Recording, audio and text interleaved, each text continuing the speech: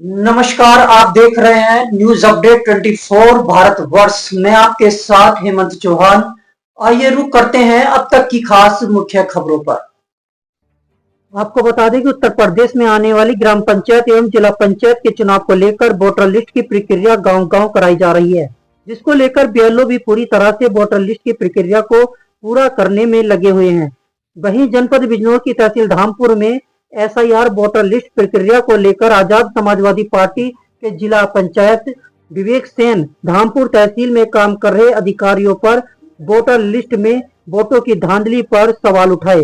वहीं तहसील धामपुर निर्वाचन ऑफिस में हंगामा खड़ा किया और नारे लगाए, जिसके चलते वहीं मौके पर पुलिस प्रशासन ने कड़ी सुरक्षा के बीच तुरंत एक्शन लेते हुए तहसील धामपुर की पुलिस विभाग की टीम ने पहुंचकर कड़ी सुरक्षा बढ़ाई और आजाद समाजवादी पार्टी के जिला पंचायत विवेक सेन ने भाजपा सरकार पर वोटर की धांधली को बताते हुए भाजपा की सरकार पर प्रति आरोप लगाते हुए लोकतंत्र पर सवाल उठाए।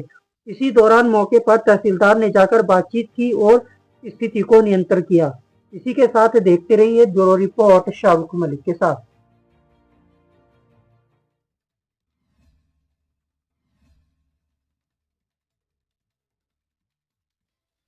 इन्होंने रास्ता निकाला एसआईआर फार्म का।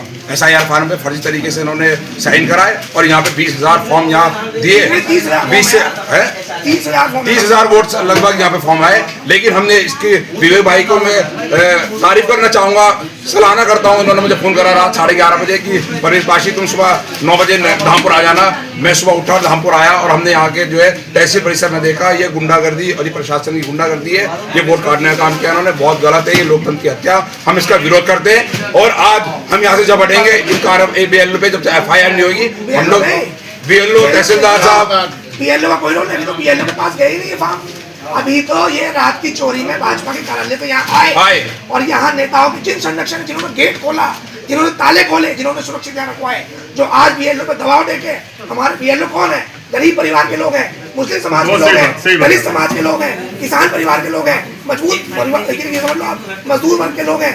इसमें कौन है? आंगनवाड़ी है बेचारी, कौन है उसमें सहायक मित्र, जो सहायक अध्यापक है वो है, या फिर वो लोग हैं जो संविधान के जरिए थोड़े बहुत आगे बढ़ गए, उनका तो शिकार करने के लिए उन्होंने काम करा।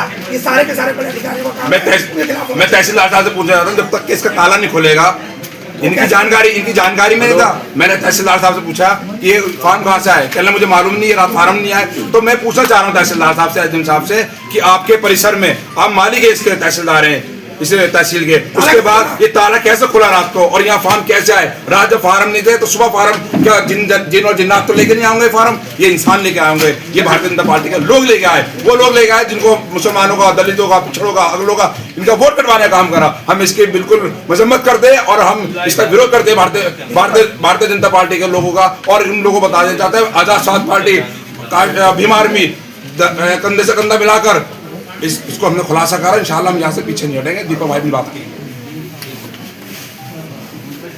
सभी को मेरा धरना प्रदर्शन चल रहा है, क्या पूरा मामला? दरअसल धामपुर तहसील के अंदर एक बड़ा जालसाजी का कार्य चल रहा था, जिसकी जानकारी कल रात मुझे मिली थी और 3 दिन पहले से मेरे पास जानकारी है कि ये धांधली जिला बिजनौर की 5 तहसीलों में चल रहा है। लेकिन बिना सबूत के किसी बात को कहना इस लोकतांत्रिक व्यवस्था में गलत होता है। आज हम सुबह यहाँ आए तहसील के कमरा नंबर 16 में, जहाँ चुनाव कार्यालय की सारी व्यवस्था देखी जाती है, निर्वाचन कार्यालय है वहाँ।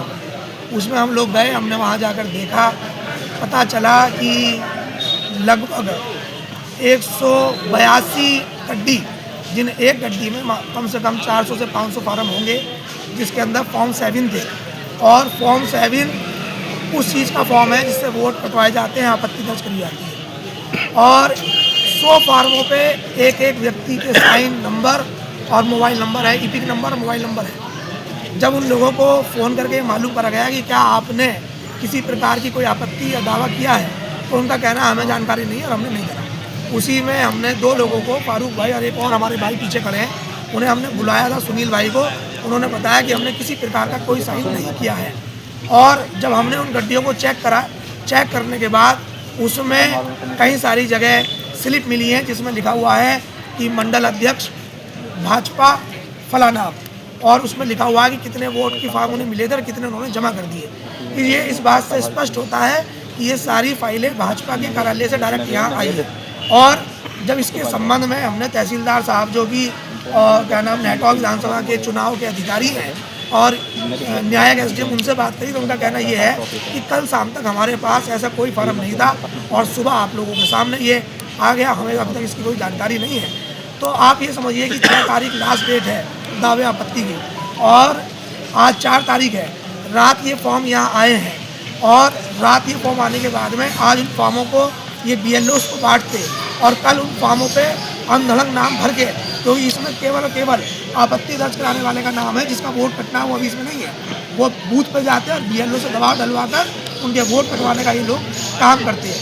वो वोट कटने के बाद अगर किसी पे शिकायत भी होती तो बेचारा गरीब BLO फंसता। BLO कौन है? BLO यहाँ की आशा आंगनवाड़ी है, BLO यहाँ की जो शिक्षा मित्र हैं वो हैं, BLO यहाँ कौन है जो टीचर्स हैं, और सब वो लोग कौन है? वो इस देश में 90% 50% जो है गरीब, शोषित, वंचित, मजदूर और किसान परिवार के लोग हैं। उन लोगों पर कार्रवाइयाँ होती, वो लोग जेल जाते। तो यानी इनका काम ये था कि कांटे से कांटा निकालना, उधर हमारा वोट कटवाते, उधर हमारे अधिकारी कर्मचारियों को नौकरी से बाहर लिखवाते। ये सारी साजिश इस वर्तमान सरकार की, जो डरी हुई सरकार है, उनमें बैठे नेता और उन नेताओं के संपर्क में जिनके कहने पर थाने तहसील के चार्ज मिला करते हैं, उनके अधिकारी हैं, उन लोगों ने एक मोटा धनराशि लेकर ये काम करा है। इस देश में भारत जो हमारा देश है, सबसे बड़ी शक्ति संविधान है। संविधान के जरिए इस देश के लोगों को मिली हुई सबसे बड़ी शक्ति वोट है। और अगर कोई वोट की चोरी इस देश में करता है तो वो गद्दार है, बेईमान है, देशद्रोही है। और ऐसे देशद्रोहियों को खुले आसमान के नीचे नहीं होना चाहिए, हमारे अधिकारी कर्मचारियों की कुर्सियों में बैठा हुआ नहीं होना चाहिए, उन्हें जेल में होना चाहिए।